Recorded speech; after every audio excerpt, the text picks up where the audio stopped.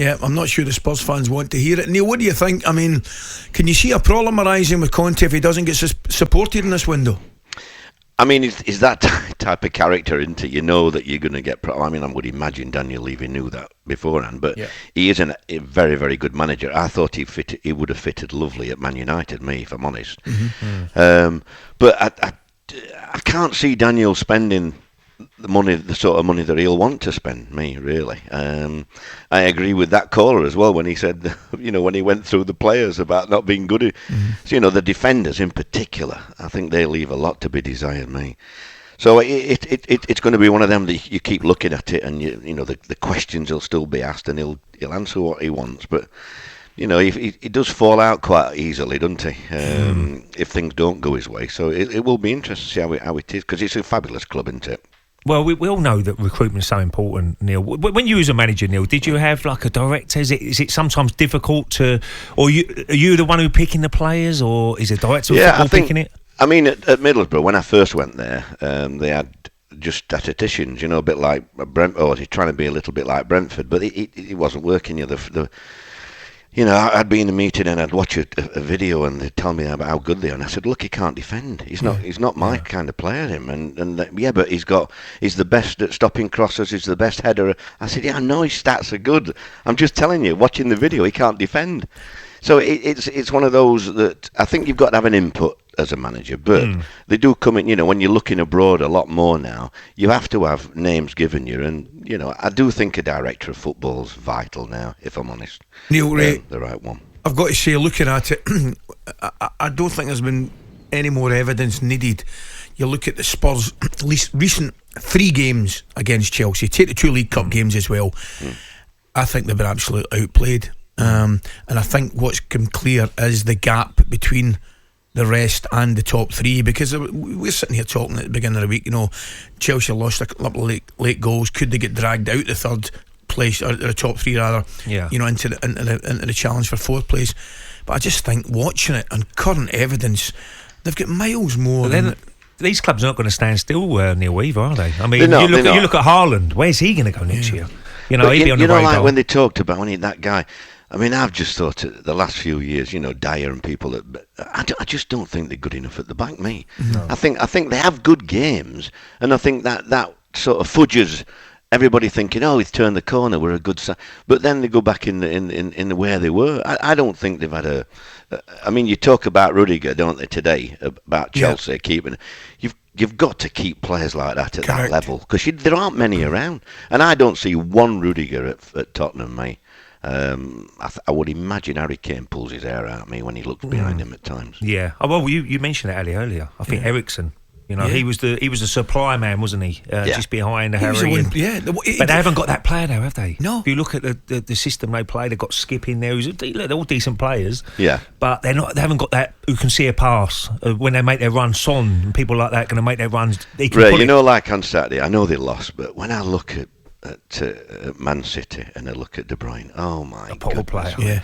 He's incredible. I mean, my favourite player of all in the Premier League, believe it or not, is an ex-Man City player, and he's not even, and that's Silva. Oh, tremendous. Yeah. I just loved him, mate. When I watched him, I'd pay money just to go and watch him. I used to think, you could physically do him, you could get tight in him and kick him. But he's just created his own space. He's got the vision. I just love people like that. And like you say, Eriksen, they've not had anybody, have they, really? Well, no. And the other one, boy, somebody will need to explain to me, Neil, Ray, what has happened to Dele Alli? Well, he's got to go, hasn't he? What's happened, though? His time's up, isn't it? I mean, surely. I don't think there's any argument. I think he would probably think about it as well and say, well, I need to move on now. I'll be honest with you, though, Ali, when you look at Dele Alli, right? If you put Dele Alli in Man City's team, you'd see a different player. Yeah. I think you've got to have a decent backline to start with. And Tottenham haven't had a decent backline. For me, he roves in a number 10 role, and he's as good as when he was. But they're not getting that sort of ball. They're having to fight for everything to get a look in, really, and that's not his game. I think because they're not good enough at the back, I think it opens all the positions. I think it's struggling, and that's why he has got to go. He'll find somewhere because he's got he is a good player when he's on, but he's just gone backwards, hasn't he? Another player who maybe still moves is Lingard. What happens with him? I thought, obviously, he went to West Ham, then he's done brilliant. He's another one I think he's got to move. I must admit, Neil, I'm not in a club of people that say, right, if you're not playing, you need to get a transfer, because I don't know what's an old school, but normally I go like that. No, I like to see them stay when things go against them, show a bit of mettle. I'm going to show the manager, get myself back in the team. However, with Lingard, I'm not sure that's the case now. I think because they've never really given him a chance, have they? I mean, he had such a great time at West Ham, and you'd think, give him a chance. I think the problem at Man United is they've got so many big names. That's the problem managers got. I mean, how you cope with that dressing room? You got your Ronaldos and Pogbas and all things like that. That's not a piece of cake, that, Ray. I know they're good players. But that's half the battle, isn't it? And Lingard, he won't be anywhere near top of that list. So he'll be an easy one to leave out. And that's why I think he showed at West Ham when he's got that desire. And he's lovely to watch when he's fresh like that. He just wants to get on it. I think for his own good, he needs to go, because he'll never be one of the big names there. No, I agree.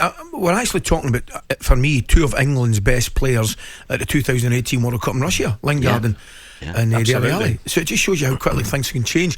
We've got a little bit of breaking news, lads, this morning. Head coach Thomas Frank and assistant head coach Brian Reamer have signed new contracts through to 2025 to stay at Brentford. I don't think there's any doubt, boys. They've done a good job, absolutely. and they're doing a good job. He's a good lad, him. I do like him. I like his accent when we have a drink after the game or anything like that. We've had some right good games over the last few years, and everybody, he just took over from Dean, didn't he? And things, he didn't drastically change anything, and now he's brought his own style. And I think he's a breath of fresh air. I do hope they stay up and Brentford, because they deserve it. And Ivan Toney has been unbelievable, and he works hard as well. Strikers sometimes if you don't score goals, you don't do anything. But he plays for his team, does Ivan. Yeah, I think I was over there the weekend. The Wolves are a good side. I mean, some cracking goals from Montino and Neves.